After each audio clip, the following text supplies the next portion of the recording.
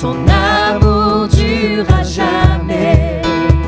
Par la grâce de Dieu, nous persévérons, son amour durera jamais. Chantons, chantons, oui, chantons tous ensemble, chantons, chantons. À jamais Dieu est fidèle, à jamais Dieu est fort, à jamais Dieu est avec nous, à jamais, à jamais, à jamais Dieu est fidèle, à jamais Dieu est fort, à jamais Dieu est avec nous, à jamais, à jamais, à jamais, oh, à jamais, à jamais Dieu est fidèle, à jamais Dieu est fort, à jamais Dieu est avec nous, à jamais. Est-ce que tu le crois? À jamais Dieu est fidèle, à jamais Dieu est fort, à jamais Dieu est avec nous, à jamais, à jamais, à jamais Dieu est fidèle, à jamais Dieu est fort, à jamais Dieu est avec nous, à jamais, à jamais, à jamais. Oh, à jamais, à jamais, à jamais, à jamais. Oh, tu es fidèle, tu es fidèle, tu es fidèle, tu es fidèle, tu es fidèle, à jamais, Dieu est fidèle, à jamais Dieu est fort, à jamais Dieu est avec nous, à jamais, à jamais, à jamais Dieu est fidèle, à jamais Dieu est fort, à jamais Dieu est avec nous, à jamais, à jamais, à jamais. Oh, à jamais tu es avec nous.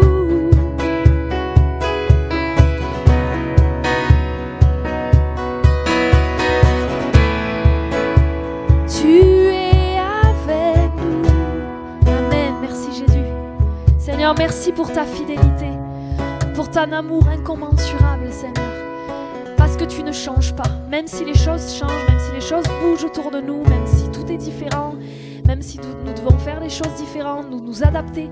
Toi, tu demeures fidèle, toi, tu ne changes pas, tu es le Dieu éternel. Et Seigneur, en toi, nous nous confions. Seigneur, merci pour ce temps, que nous puissions être vraiment à la bonne place, au bon moment, Seigneur, avec la bonne attitude. Seigneur, que notre cœur te célèbre ce soir, que nos louanges montent vers toi, que nos louanges viennent faire du bien à ton cœur, Seigneur, que nous puissions être comme des petits enfants devant toi. Sois élevé, Seigneur, sois vraiment élevé par nos bouches, par nos chants. Reçois notre louange, Seigneur, reçois notre adoration. Notre parfum de bonne odeur monte vers toi, monte vers toi. Reçois notre louange, Seigneur, reçois notre adoration.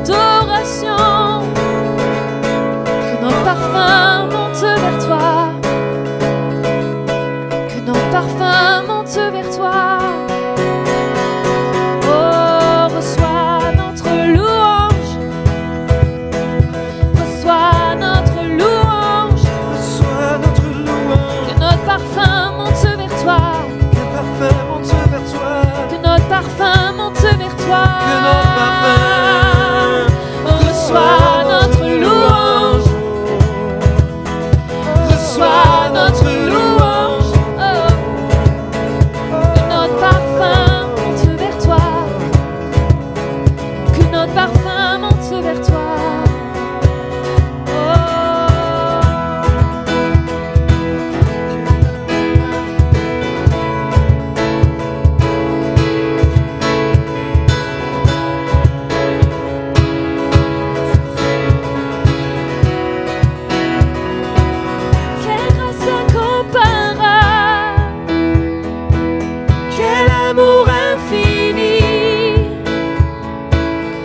Tu aies pris ma croix, que tu sois mort pour moi. Tu as payé le prix pour qu'enfin je sois libre. Oh, oh, Jésus, je te chante pour ce que tu as fait. Amen.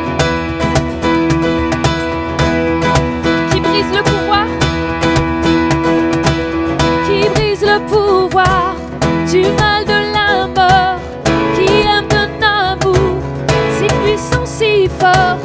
C'est le roi de gloire, il est le roi des rois. Amen, tous ensemble, qui secoue la terre, qui secoue la terre par un saint tonnerre, qui nous émerveille par tant de mystères. C'est le roi de gloire, il est le roi des rois. Quelle grâce incomparable, quel amour infini. C'est vrai que tu aies pris ma croix, que tu sois mort pour moi. Tu as payé le prix pour qu'enfin je sois libre.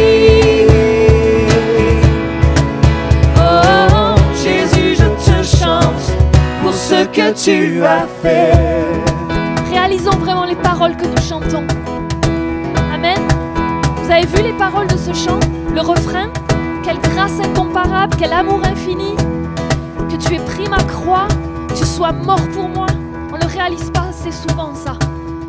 Afin que je sois libre, Jésus, je te chante pour ce que tu as fait. Et ce soir, vraiment, je vous encourage à vraiment le chanter de tout votre cœur. Réalisez les paroles que vous êtes en train de chanter. On le refait? Quelle grâce incomparable! Quelle grâce incomparable! Quel amour infini! Que tu aies pris ma croix, que tu sois mort pour moi. Tu as payé le prix. Oh, merci! Pour qu'enfin je sois libre.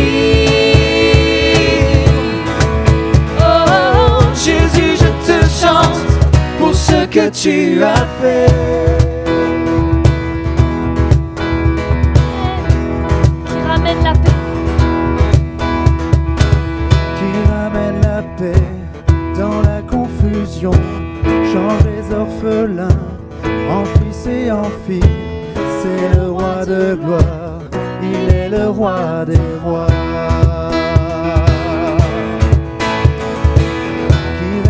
Les peuples dans la vérité brille comme le soleil de tout son éclat. C'est le roi de gloire, il est le roi des rois. Quelle grâce incomparable, quel amour infini. Que tu aies pris ma croix, que tu sois mort pour moi. Tu as payé le prix pour qu'enfin je sois libre. Oh, Jésus, je te chante pour ce que tu as fait. Digne est l'agneau.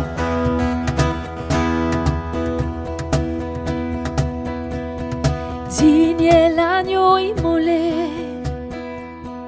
Digne est le roi vainqueur sur la mort. Digne est l'agneau immolé. Digne est le roi vainqueur sur la mort. Digne est l'agneau immolé. Digne est le roi vainqueur sur la mort. l'agneau immolé. Digne est le roi vainqueur sur la mort. Digne est l'agneau, digne est l'agneau immolé. Digne est le roi vainqueur sur la mort. Digne est l'agneau immolé. Digne est le roi vainqueur sur la mort. Digne est l'agneau immolé. Amen. Digne est le roi vainqueur sur la mort. Digne est l'agneau immolé. Son nom est Jésus. Digne est le roi vainqueur Jésus. sur la mort. Digne est l'agneau immolé. Digne est le roi vainqueur sur la mort. Digne est l'agneau immolé. Digne est le roi vainqueur sur la mort. Quelle grâce incomparable, quel amour infini, que tu aies pris ma croix, que tu sois mort pour moi. Tu as payé le prix pour qu'enfin je sois libre. Oh, Jésus, je te chante pour ce que tu as fait. Jésus, je te chante. Jésus, je te chante pour ce que tu as fait. Jésus, nous te chantons. Jésus, je te chante pour ce que tu as fait. Oh, oh, oh,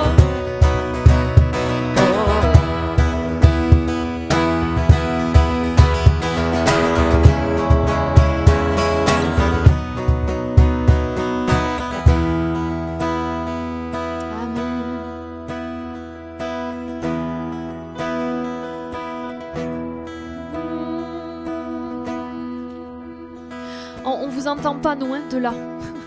On vous entend pas du tout, c'est frustrant. J'ai envie de vous entendre.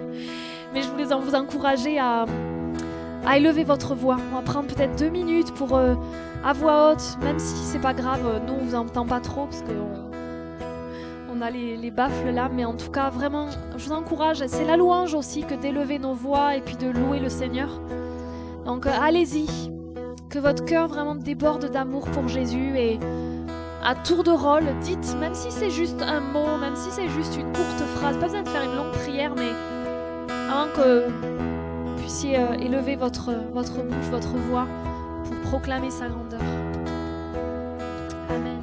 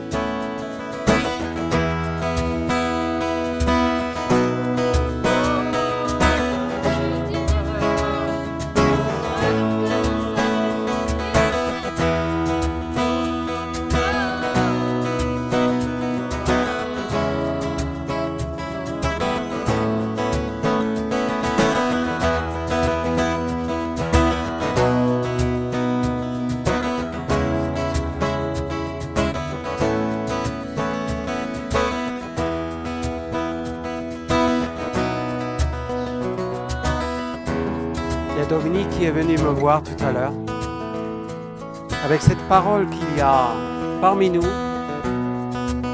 des personnes qui n'ont pas réussi à déposer cette croix. Ils essaient toujours de la porter eux-mêmes.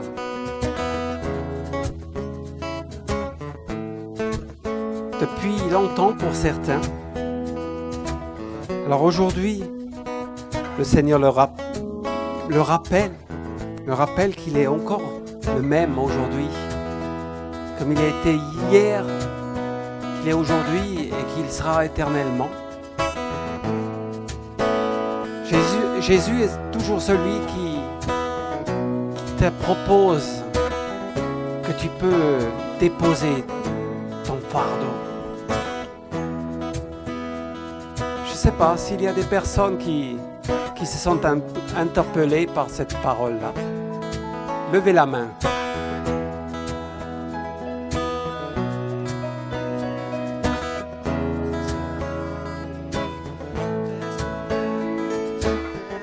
Viens Cédric, approche.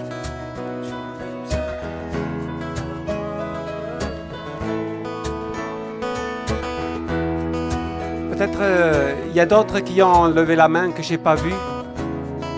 Donc vous voulez, s'il vous plaît, approcher ceux qui se sentent interpellés par cette parole. Approchez, venez ici.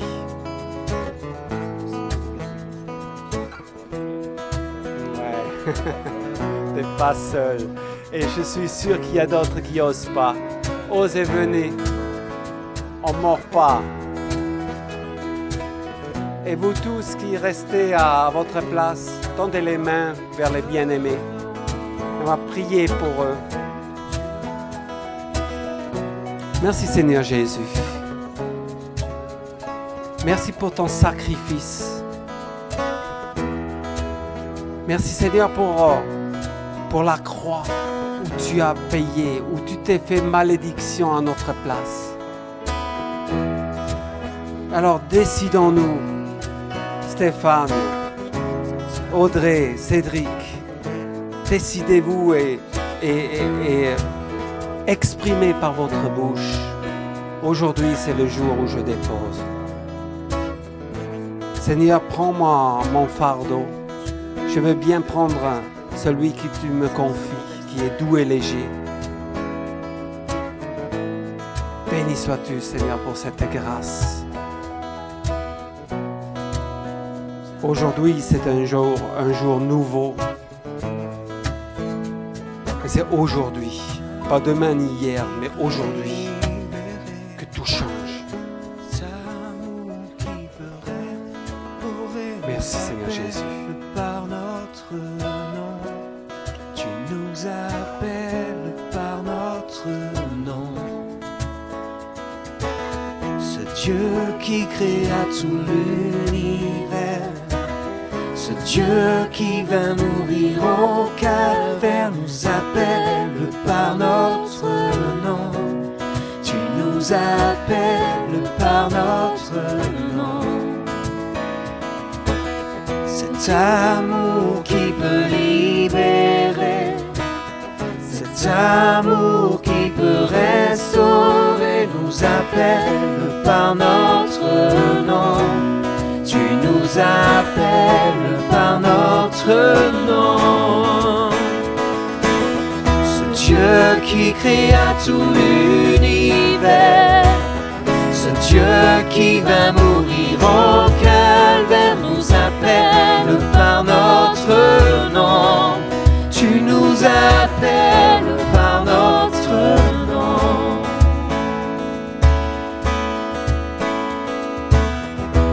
En toi les humbles sont bénis, en toi les faibles sont affermis, les cœurs brisés tu rétablis, donnant la vie. Cet amour qui peut libérer, cet amour qui peut restaurer nous appelle par notre nom. Tu nous appelles par notre nom. Oh. Ce Dieu qui créa tout l'univers, ce Dieu qui va mourir au calvaire nous appelle par notre nom. Tu nous appelles par notre nom.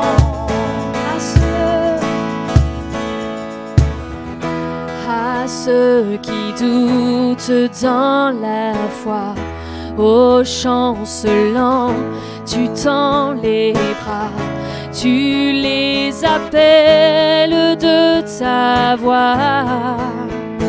Venez à moi, cet amour qui peut libérer, cet amour qui peut restaurer, nous appelle par notre nom. Tu nous appelles par notre nom. Ce Dieu qui créa tout l'univers, ce Dieu qui vint mourir au calvaire, nous appelle par notre nom. Tu nous appelles par notre nom. Cet amour qui peut libérer, cet amour qui peut restaurer, nous appelle par notre nom. Tu nous appelles par notre nom. Ce Dieu qui créa tout l'univers, ce Dieu qui vint mourir au calvaire, nous appelle par notre nom. Tu nous appelles par notre nom.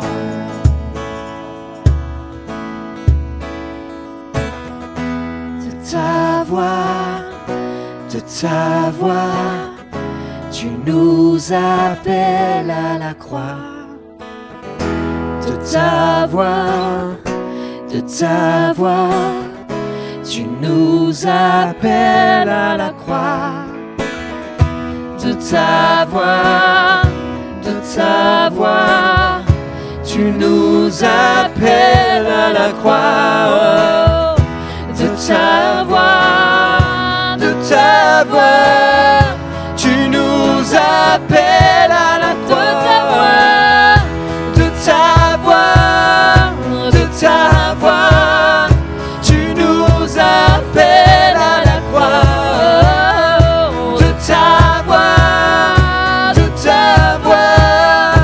tu nous appelles à la croix. Cet amour qui peut libérer, cet amour qui peut restaurer, nous appelle par notre nom. Tu nous appelles par notre nom. Ce Dieu qui créa tout l'univers, ce Dieu qui vint mourir au calvaire, nous appelle par notre nom. Tu nous appelles par notre nom. Tu nous appelles par notre nom. Cet amour qui peut libérer, cet amour qui peut restaurer, nous appelle par notre nom. Tu nous appelles par notre nom. Ce Dieu qui créa tout l'univers, ce Dieu qui va mourir au calvaire, nous appelle par notre nom. Tu nous appelles par notre nom, Seigneur. Tu nous appelles Par notre nom. Tu nous appelles par Quelle notre grâce, quel privilège nom. que tu nous appelles par notre nom. Par notre nom. Tu nous appelles par notre nom. Tu nous appelles par notre nom. Tu nous appelles par notre nom. Tu nous appelles Par notre nom, par notre nom, tu nous appelles. Tu nous appelles par notre nom, tu nous nous appelles. Tu nous appelles par notre nom. Tu nous appelles par notre nom. Alléluia.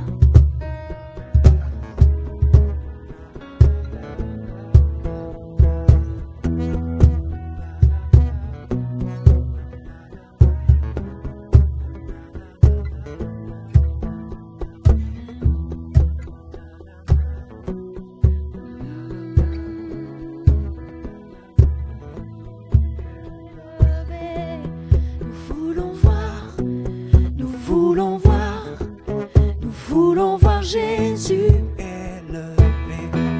Nous voulons voir Jésus. Il n'était pas prévu celui-là. Nous voulons voir Jésus élevé.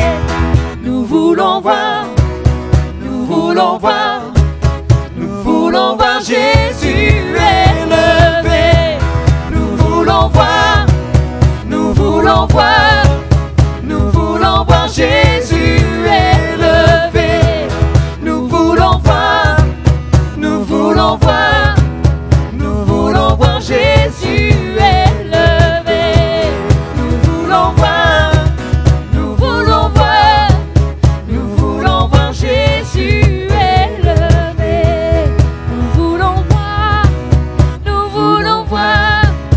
Nous voulons voir Jésus élevé.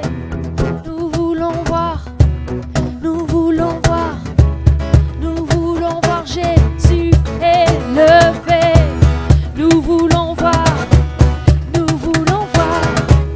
Nous voulons voir Jésus sur ce pays. Nous voulons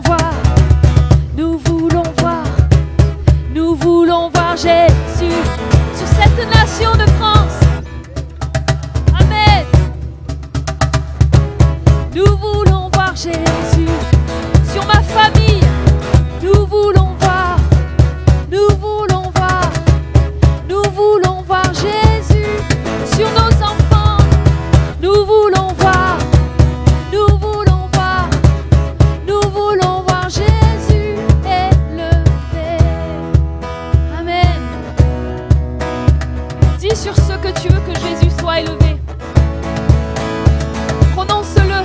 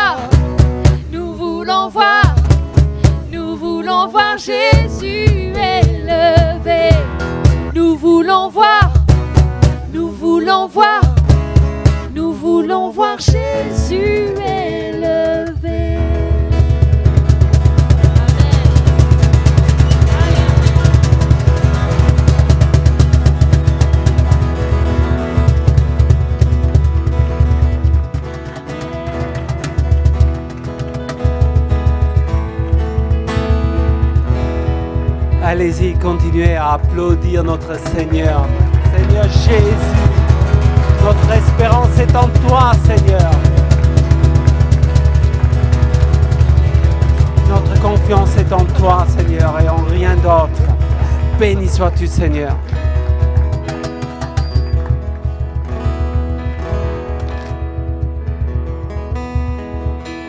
J'ai chercher la corbeille. La corbeille dans laquelle il y a plein de sujets où nous voulons voir son nom élevé, où nous voulons voir Jésus élevé dans les situations difficiles, dans les situations avec espoir et d'autres avec très très peu.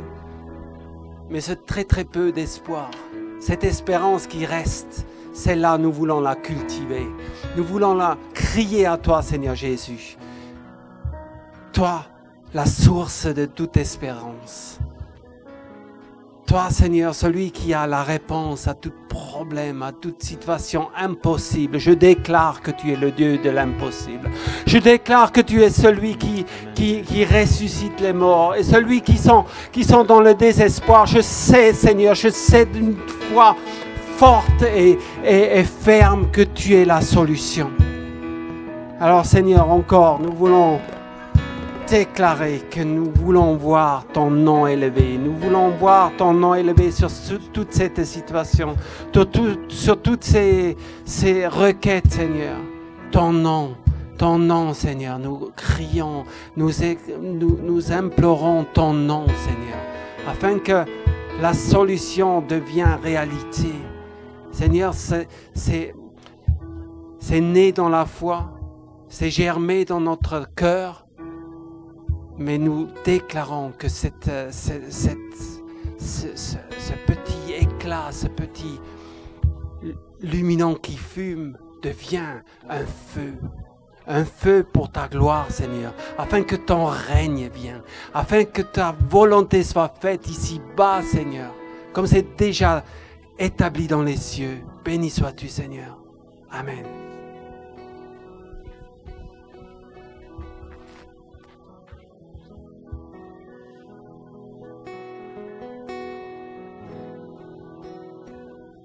Est-ce que tu veux bien venir parce que c'est Roberto qui a la charge de nous apporter la parole?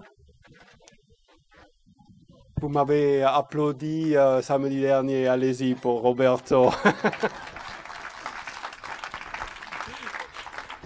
Je te passe le micro. Merci pour l'équipe de louange, vous êtes génial.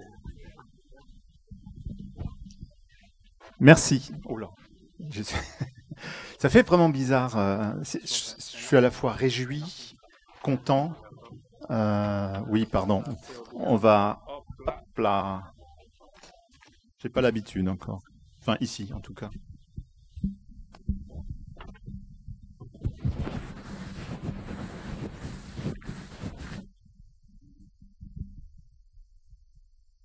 Alors, on va... Voilà.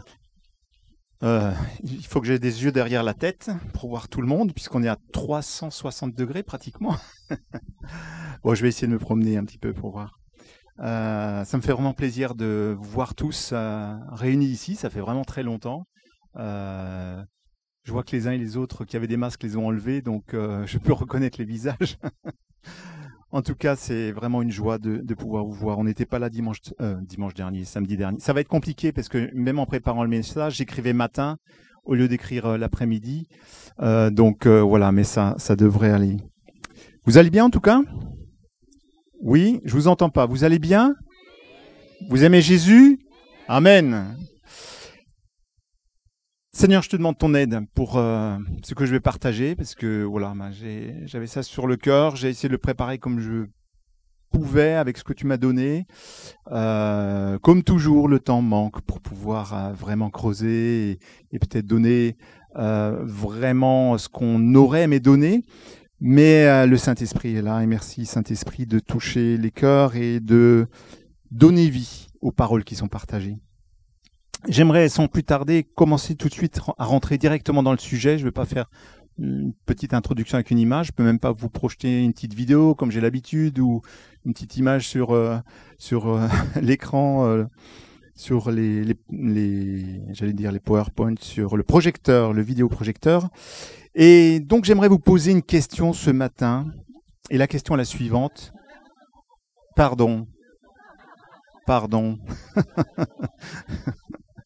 Mais franchement, on est vraiment formaté, hein, on s'en rend pas compte. Mais bon, Et puis, ce qui me rassure, c'est que pour Dieu, il n'y a pas de notion de temps. Donc, un jour est comme 1000 ans, 1000 ans comme un jour. Bref, quelle est ton espérance? Oui, ça a bien eu l'effet que je pensais. Quelle est ton espérance? Quelles sont nos espérances? Il peut y en avoir plusieurs. Qu'est-ce qui te fait avancer dans la vie, quoi qu'il arrive?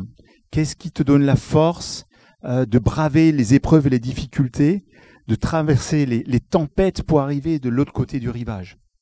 Quelle est ton espérance? Quelle est mon espérance? J'ai été jeune. Oui, je sais, ça se voit pas trop. J'ai été jeune et j'ai vieilli. C'est ce que David a écrit dans un psaume. Et c'est vrai que je me souviens, étant jeune, quand j'ai donné ma vie au Seigneur, j'avais 18 ans à l'époque,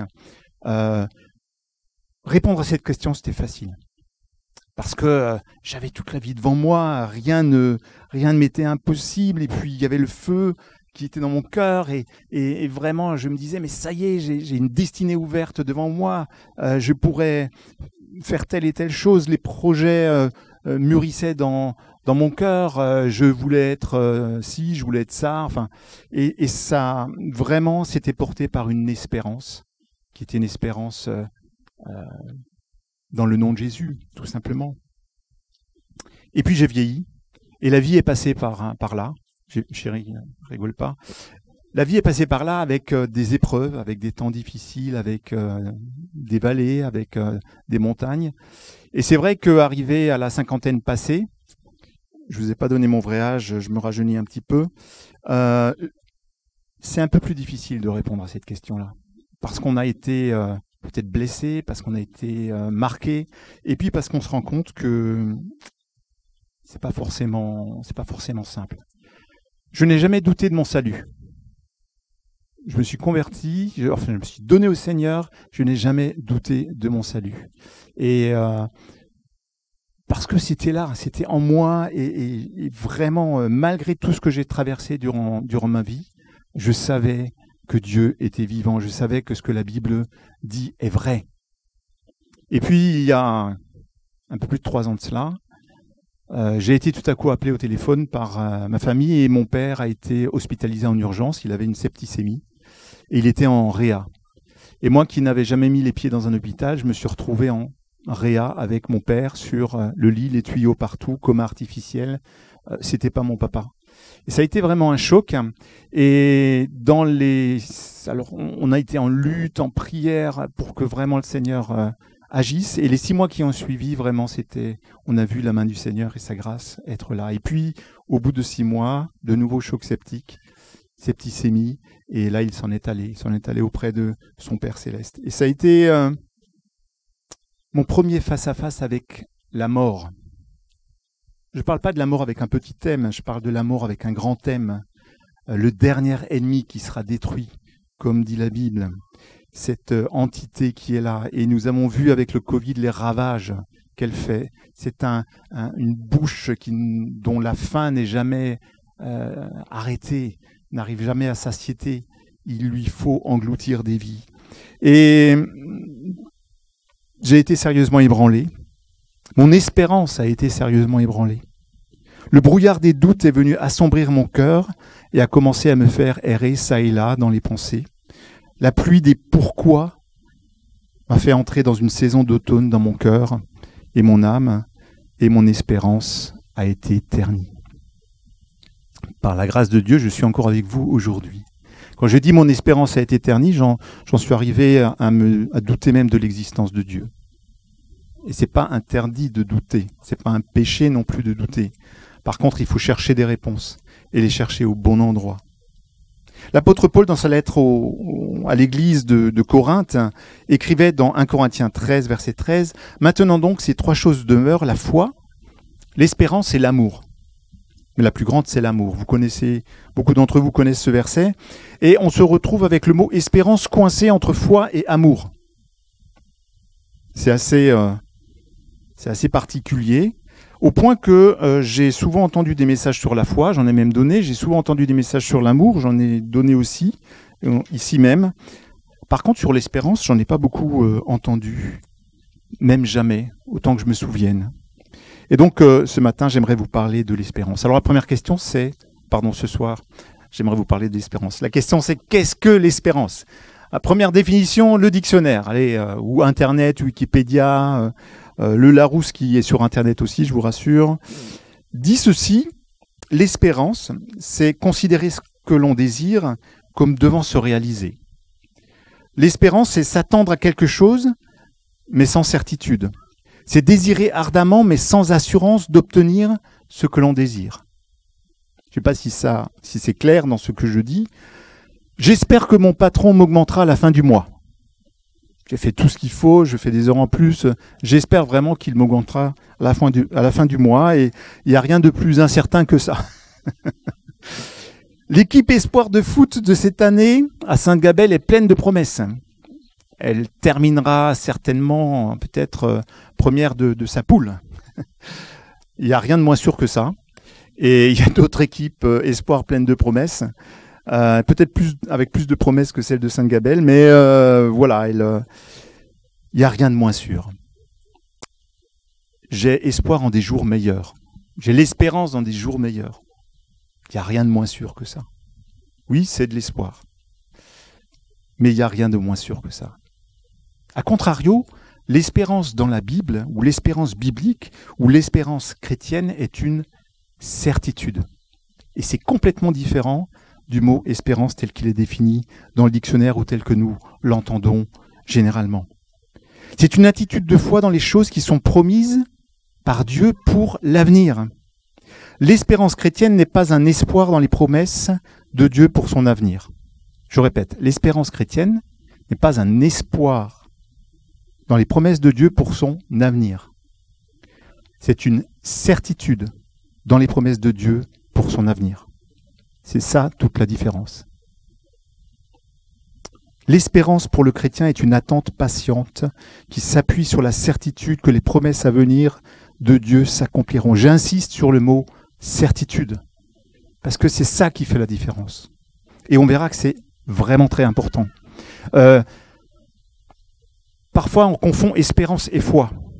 Et j'aimerais juste pour donner une définition de la foi et une définition de l'espérance reformulée, on va dire. La foi, c'est quoi? La foi, c'est recevoir ce que Dieu me dit et me promet aujourd'hui. La foi, c'est recevoir. Je crois que Jésus est mon sauveur et je le reçois dans mon cœur. Je l'accepte comme sauveur et Seigneur de ma vie. Je le reçois. La foi, ce n'est pas « je crois que c'est vrai ». La foi, c'est « je sais que c'est vrai ». Et c'est toute la différence. L'espérance, on l'a dit, c'est une certitude des choses promises par Dieu. Elle est attachée à ce qu'il me promet et que je ne vis pas encore parce que c'est à venir. L'espérance me dit ceci, l'espérance biblique, cette parole ou cette promesse deviendra réalité certainement pour moi un jour. J'ai été un peu long sur les définitions, mais c'est important de saisir cette nuance-là et ce que cela veut dire vraiment. Et si on revient à ces 3 mots dans l'Épître aux Corinthiens de Paul, quelque part la foi te fait entrer dans la vie de Dieu, c'est le premier mot. Et puis l'amour, quelque part, eh bien, l'amour qui est produit en toi manifeste cette vie de Dieu vers le prochain. Mais l'espérance qui est coincée entre ces 2 mots te gardera attaché à la vie du ciel. Et c'est ce que je vais essayer de montrer dans ce qui va suivre. Quels sont les effets de ce type d'espérance dans la vie chrétienne? Et je ne sais pas si vous l'avez déjà vécu. Si vous ne l'avez pas vécu, il faut vraiment le travailler, surtout dans les temps dans lesquels nous sommes. Et je vais revenir un petit peu à l'Ancien Testament ou à l'Hébreu, qui n'a pas un mot unique pour dire espérance, mais qui en a 4. Et chacun a une dimension particulière, chacun a une signification particulière. Le premier, kava, c'est l'espérance d'une force nouvelle. Quand j'utilise ce mot-là, ça veut dire je reçois une force nouvelle. Ce verbe correspond aussi quelque part à l'action de construire ou de créer une corde. On a des petits taurons, je ne sais pas si vous voyez ce que j'ai pas d'image, mais voilà, on a des petits fils et qu'on noue entre eux ou qu'on tresse entre eux, et petit à petit, ça devient une corde. avec plusieurs brins. Et c'est vraiment le sens de Kava. Alors vous allez me dire, mais ça veut dire quoi ça? En plaçant notre espérance dans les promesses divines, Dieu nous entrelace et nous permet de résister aux tensions de la vie. Dieu nous entrelace et nous permet de résister aux tensions de la vie. Kava, c'est vraiment le fait, l'espérance qui nous permet de résister, qui renouvelle nos forces et qui nous permet de résister aux tensions de la vie. C'est le verbe, ce verbe-là est utilisé dans Ésaïe 40, verset 31. Mais ceux qui se confient en l'Éternel, ceux qui se cavent en l'Éternel, ou ceux qui espèrent en l'Éternel, comme c'est traduit dans certaines traductions de la Bible, renouvellent leur force. Ils prennent leur envol comme des aigles. Deuxième mot, yaral, c'est l'espérance source d'endurance. Si vous avez cette espérance-là, ou si vous avez l'espérance au sens biblique en vous, dans les promesses que Dieu vous fait, eh bien, cela vous donne de l'endurance face aux situations difficiles de la vie. Et ce mot est particulièrement utilisé dans Job. Et là, c'est un texte qui est vraiment incroyable. Dans Job 13, verset 15, on sait qui est Job, personne qui était un homme du Moyen-Orient riche, avec une richesse immense, et qui du jour au lendemain a tout perdu. Il a perdu sa richesse, il a perdu sa famille, il n'y avait que sa femme qui restait, et en plus il est tombé malade, et il a été vraiment au plus bas de ce qu'on pourrait être dans la vie aujourd'hui. Et franchement, il n'y avait que le suicide à la rigueur qui lui donnait peut-être de l'espoir. Mais il n'est pas allé du tout vers cette direction-là. Au contraire, il avait une espérance au sens biblique du terme. Et il dit ceci, « Voici, quand ils me tueront, je ne cesserai pas d'espérer en lui, sous-entendu en Dieu. Mais je sais, moi, que mon Rédempteur est vivant. Il se lèvera sur la terre pour prononcer le jugement. Après que cette peau aura été détruite, il parle de lui. Moi, dans mon corps, je contemplerai Dieu. Oui, moi, je le verrai, prendre alors mon parti. Et de mes propres yeux, je le contemplerai. Et il ne sera plus étranger pour moi. Ah, mon cœur se consume d'attente au fond de moi. Est-ce qu'on est capable de dire ça de tout notre cœur? Mon cœur se consume d'attente d'être face à face avec Dieu, de le voir, de voir Jésus. On est très enraciné dans ce monde et dans cette terre. Et Job peut-être l'a dit parce qu'il avait tout perdu.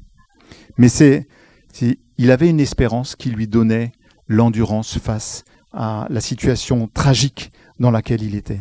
Il était fortifié dans l'épreuve.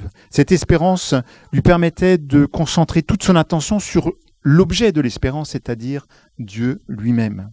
Et le prophète Jérémie utilise aussi ce même mot dans Lamentation de Jérémie, versets 21-24. C'est un passage que l'on connaît bien.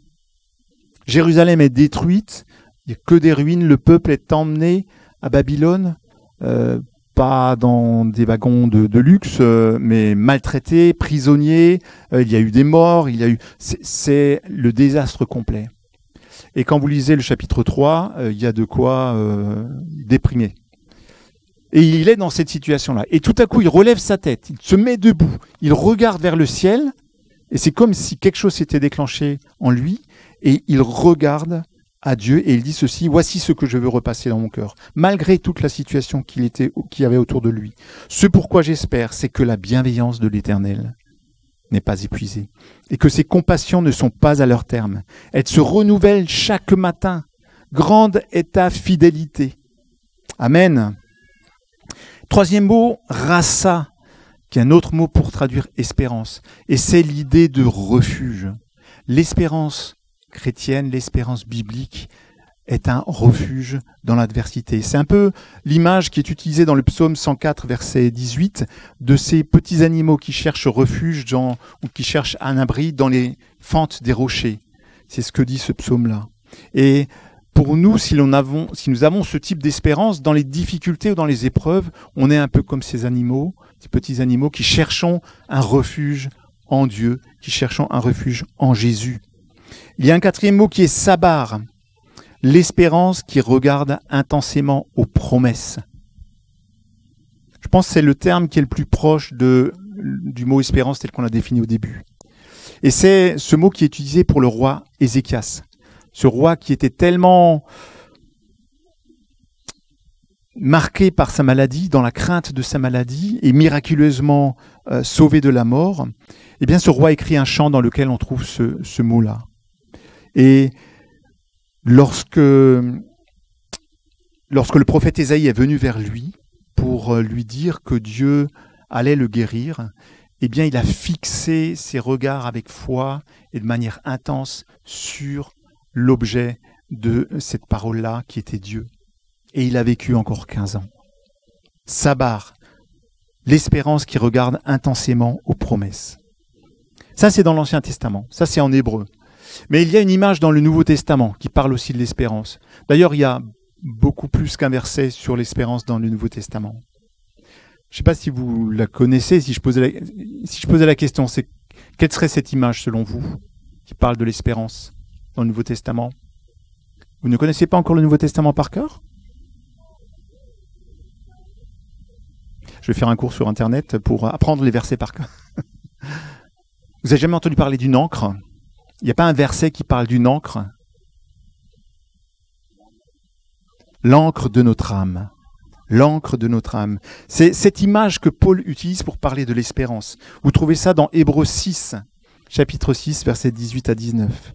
Alors, je prends le verset un peu en cours, je passe ce qui est expliqué avant, mais il dit ceci: « Afin que par 2 actes immuables dans lesquels il est impossible que Dieu mente, nous ayons un puissant encouragement, nous dont le seul refuge a été de saisir l'espérance qui nous était proposée. Cette espérance, nous l'avons comme une encre solide et ferme pour notre âme. » Une encre solide et ferme pour notre âme, c'est ça l'espérance. Quel est le but d'une encre? C'est d'ancrer. C'est d'empêcher le bateau de dériver lorsque les flots sont agités ou bien lorsque les vents violents viennent le secouer et éviter de dériver. L'ancre est jetée dans la mer et puis elle va s'ancrer dans les fonds marins. Mais l'espérance chrétienne qui est comparée à une encre, c'est un peu particulier parce qu'on ne jette pas une encre en bas, c'est une encre qui est jetée en haut, qui est jetée vers le ciel, dans les lieux célestes, vers ce qui n'est ni périssable, ni passager, mais qui est éternel. L'espérance chrétienne, elle est attachée à quelque chose. Vous êtes d'accord avec ça? Eh bien non. Elle n'est pas attachée à quelque chose. J'ai pu avoir le pasteur senior qui a dit oui. Non, mais c'est un piège. L'espérance, notre espérance en tant que chrétien, n'est pas attachée à une chose, mais est attachée à quelqu'un, à une personne. Elle est attachée à Jésus. C'est ça, l'encre pour nous, pour nos vies. Et notre espérance avec un grand E, un E majuscule, est vraiment attachée à la personne de Jésus-Christ.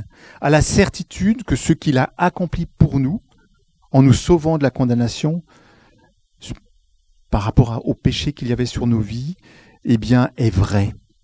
À la certitude de toutes les promesses qu'il a dit, à la certitude de tout ce qu'il nous a annoncé, qui un jour nous arriverait, le fait que l'on serait un jour avec lui dans les lieux célestes et qu'on fêterait avec lui, on l'adorerait encore, on serait là avec les anges, nos voix s'uniront avec les anges.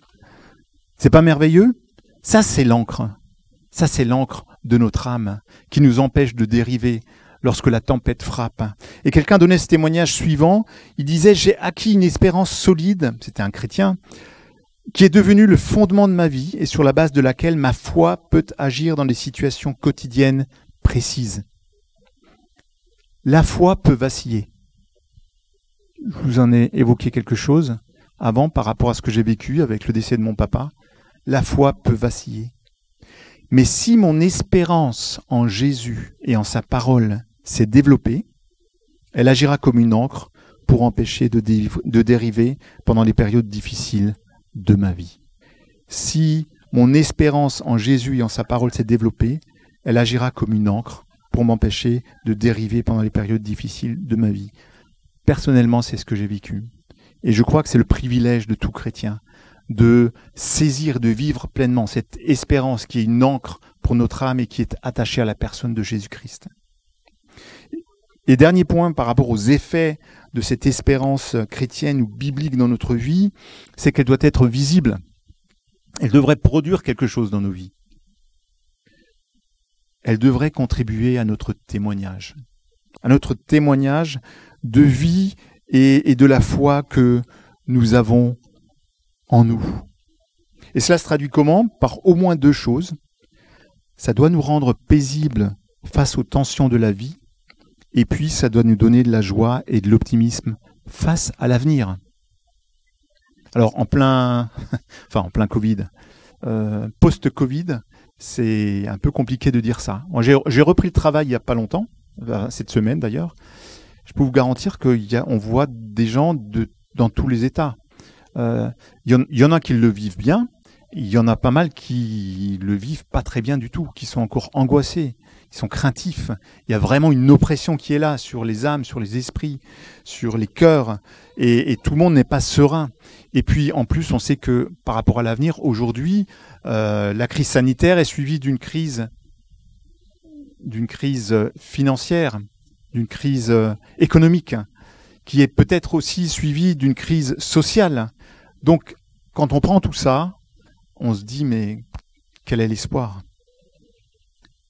L'espérance biblique, l'espérance en Jésus-Christ, c'est ça l'espoir, qui permet de regarder l'avenir avec un optimisme et de nous donner la joie et de nous laisser paisibles face aux tensions de la vie. C'est pas forcément qu'on arbore un sourire béat tout au long de la journée, mais c'est plutôt de manifester une profondeur de vie. Vous devez manifester une profondeur de vie dans les temps dans lesquels on est et une calme assurance. Parce qu'autour de vous, les gens, ils vont paniquer. Et il y en a qui paniquent déjà. Autour de vous, les gens vont aller dans tous les sens. Et le fait de tout à coup voir quelque chose de solide, à quoi ils peuvent se raccrocher, c'est ce qui va faire peut-être la différence, même sûrement. Et votre vie sera la différence pour la vie de ces gens-là. Et votre espérance permettra de vivre cela. Voilà quels sont les effets que devrait produire dans notre vie et que produit dans notre vie l'espérance biblique. Concrètement, je sais pas quelle heure il est, parce que là, du coup, j'ai pas de... Est-ce que quelqu'un peut me donner l'heure? 19h10, ok. On a jusqu'à minuit, je pense. Non, c'est pas... Voilà, on pourrait parler de concrètement ce qu'est cette espérance. Alors, je ne vais pas le faire là pour pas tarder non plus. Il y a bien sûr l'espérance de la venue de Jésus-Christ. Prenez les versets. C'est une espérance à laquelle nous devons nous accrocher. 1 Pierre 1,13. C'est pourquoi affermissez vos pensées, soyez sobres, il y a une parfaite espérance en la grâce qui vous sera apportée lors de la révélation de Jésus-Christ. L'espérance céleste. Notre espérance est dans le ciel et non pas sur la terre. L'espérance d'une patrie nouvelle, l'espérance d'un repos céleste, l'espérance de voir Dieu face à face, l'espérance qui nous dit que Dieu accomplira ce qu'il a dit. Béni soit le Dieu, le Père de notre Seigneur Jésus-Christ, qui selon sa grande miséricorde nous a régénérés par la résurrection de Jésus-Christ d'entre les morts pour une espérance vivante. Pour une espérance vivante, pour un héritage qui ne peut ni se corrompre, ni se souiller, ni se flétrir, et qui nous est réservé dans les lieux célestes. Est-ce une certitude pour nos cœurs? Il faut que l'on travaille cela. C'est ça qui fera la différence. C'est ça qui nous permettra de traverser les temps qui viennent. Et puis, comme je l'ai évoqué, il y a aussi une espérance face à la mort. La mort avec un M majuscule. Un écrivain anglais disait que l'humanité est effrayée par le seul mot de la mort, et c'est bien vrai. Demandez-moi de vous prouver qu'après la mort, il y a quelque chose, je ne le pourrai pas. Je ne saurais pas le faire. Mais par la foi en Jésus-Christ, et dans le message merveilleux de l'Évangile, j'ai l'espérance, que dis-je, j'ai la certitude qu'il y a quelque chose après la mort et que ce quelque chose est ce dont la Bible parle. Ça, c'est ma certitude. Proverbe 14, verset 31, le méchant est renversé par son malheur, mais le méchant est renversé par son malheur, mais le juste trouve un refuge au ciel, trouve un refuge en la mort. Mais le juste trouve un refuge en la mort. Étonnant. Si l'espérance telle que nous l'avons décrite précédemment nous accompagne dans notre vie, nous pourrons nous dire, comme Paul l'a dit également, la mort m'est un gain. Alors, certains se disent, et je les entends d'ici, c'est bien beau ce que tu dis Roberto, c'est la belle théorie, mais dans la pratique, comment est-ce qu'on peut le vivre? Comment faire mienne ce type d'espérance dans ma vie? Eh bien, vous savez quoi? Le secret est simple. La nourrir, c'est le secret pour l'acquérir. La nourrir, cette espérance, c'est le secret pour l'acquérir. Il faut la nourrir, sinon elle ne grandit pas, elle ne prendra pas racine en nous, et elle ne deviendra pas une source de renouvellement, comme nous l'avons vu, une source d'endurance, un refuge dans les jours mauvais, un phare dans la nuit vers lequel on regarde intensément pour tendre vers ce but, et elle ne sera pas une ancre pour notre âme. L'apôtre Paul écrivait ceci aux chrétiens de Rome. Or, tout ce qui a été écrit d'avance l'a été écrit pour notre instruction, afin que, par la patience et la consolation que donnent les Écritures, c'est-à-dire la Bible, nous possédions quoi? L'espérance. Afin que par la patience et la consolation que donne la Bible, nous possédions l'espérance. Vous voulez posséder l'espérance? Eh bien, nourrissez-vous de la parole de Dieu. L'espérance chrétienne est nourrie par la parole de Dieu. Plus vous la lisez, plus vous la méditez, plus vous vous intéressez à elle, plus vous vous en imprégnez, plus vous saisissez avec foi les promesses qu'elle contient, plus l'espérance deviendra une certitude. Et j'ai vraiment, en préparant ce message, découvert un secret. Bon, allez, c'est peut-être ambitieux de dire un secret, un moyen, que je vous encourage peut-être à utiliser, en tout cas que j'utiliserai la prochaine fois que je traverserai vraiment des temps difficiles. J'ai cherché les versets qui parlent d'espérance dans la Bible, et juste sur le Nouveau Testament, il y en a 55. Et quand j'ai commencé à les lire, je vous assure que ça produit quelque chose en nous. J'ai même envie de dire que ça réveille quelque chose en nous. Et si vous passez par des temps difficiles, si vous êtes dans des phases compliquées de votre vie et que vous êtes découragé, eh bien prenez un moment, prenez une heure, asseyez-vous, regardez, cherchez les mots qui parlent d'espérance. Je vous assure que ça va vous rebooster. C'est en tout cas l'effet que ça m'a fait, et je pense que c'est aussi l'Esprit Saint qui nous rappelle quels sont les objectifs vers lesquels nous allons. C'est percutant, c'est reboostant. Ça marche mieux qu'une boisson Red Bull, qui soi-disant donne des ailes, mais qui nous permet pas de nous envoler. Ça, j'ai pas essayé, mais je peux vous garantir que c'est effectivement pas le cas. Nourrissez-vous de la parole de Dieu, cela fera grandir l'espérance dont j'ai parlé, l'espérance en tant que certitude dans votre cœur et dans votre vie. Amen. Seigneur, je te bénis vraiment pour ce que tu m'as montré durant ce temps. J'espère que cela permettra aussi aux uns ou aux autres de rebondir sur ce qui a été dit, d'acquérir, de saisir pour eux-mêmes cette espérance, de la travailler, de la nourrir, de chercher dans ta parole ce dont il s'agit, afin que face aux temps qui sont peut-être difficiles, face au vent, face aux vagues qui peuvent nous fouetter, nous remuer, sans forcément nous renverser, eh bien, nous restions fermes, parce que notre encre, l'encre de notre âme, est attachée à Jésus-Christ. Amen.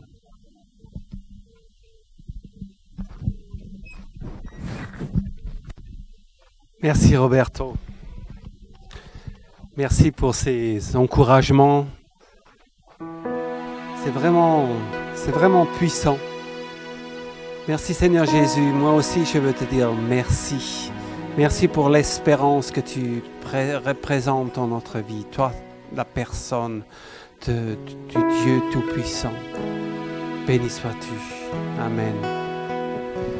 J'aimerais, pendant qu'on va prendre un chant encore, vous encourager à venir déposer vos offrandes et vos dîmes. Je vais mettre les paniers hors de la caméra, ne vous inquiétez pas. Vous n'allez pas être filmés pendant que vous portez votre offrande. Il va avoir le panier des dîmes, le panier des offrandes qui sera cette semaine pour l'épicerie sociale et pour l'école Terre Courage.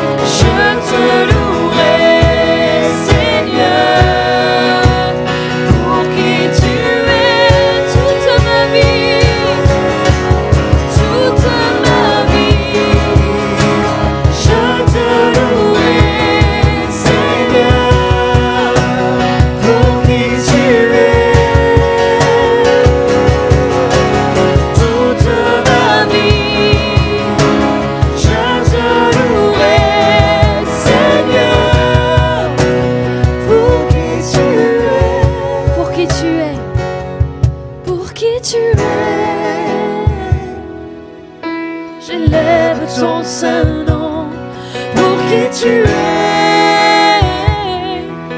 Je veux te donner la gloire, pour qui tu es. Je viens devant ton trône, prosterné pour t'adorer.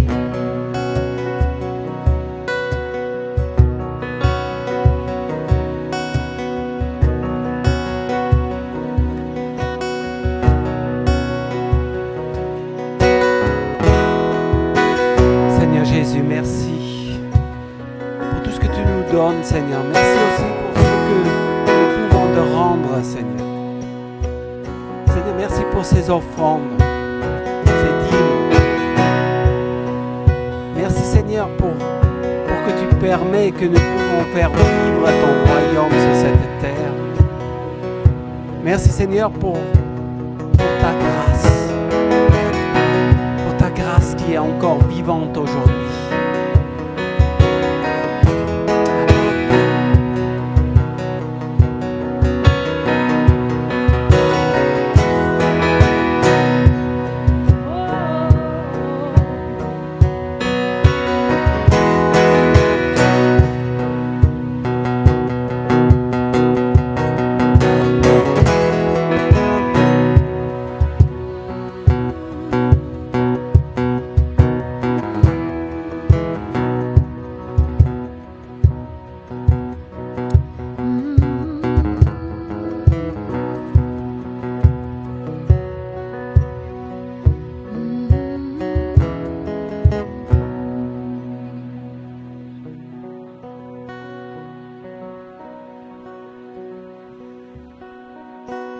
Voilà, ce culte touche à sa fin, ou presque. Nous avons encore une belle soirée devant nous où nous pouvons partager, rester, pratiquer encore l'amour fraternel et encouragez-vous les uns les autres. Priez aussi pour les sujets qui nous préoccupent. Pensez à Richard et à Christelle qui sont dans le deuil. Pensez aussi dans vos prières à Bernadette et à Philippe. Je ne sais pas si vous tous sont au courant de ce drame qui s'est passé à Saint-Gaudens. Vous voyez qui c'est, Philippe, qui nous visite régulièrement ici. Donc sa maman a perdu son mari, donc le beau-père de Philippe, dans des circonstances tragiques. Donc sa maman, elle a 92 ans. Et donc pensez à elle, portez-la devant le trône de grâce. Et Philippe aussi et toute sa famille. Il va avoir les obsèques bientôt et puis ce sera des moments difficiles mais aussi des moments de gloire où Jésus, au travers du témoignage des chrétiens qui vont être présents, va parler, va toucher les cœurs encore. Je le crois fermement. Seigneur, merci pour ta grâce. Merci pour ces témoins fidèles qui parlent de toi sans relâche, qui témoignent par leur vie et par leur espérance qui tu es, Seigneur Jésus. Amen. Je vous souhaite vraiment que la grâce soit sur vos vies durant cette semaine. Que vos paroles touchent vos voisins, vos membres de votre famille. Que vous soyez des témoins fidèles et des témoins vivants de la grâce de Jésus, qui appelle tout homme et toute femme au salut. Amen. Soyez bénis et encouragés.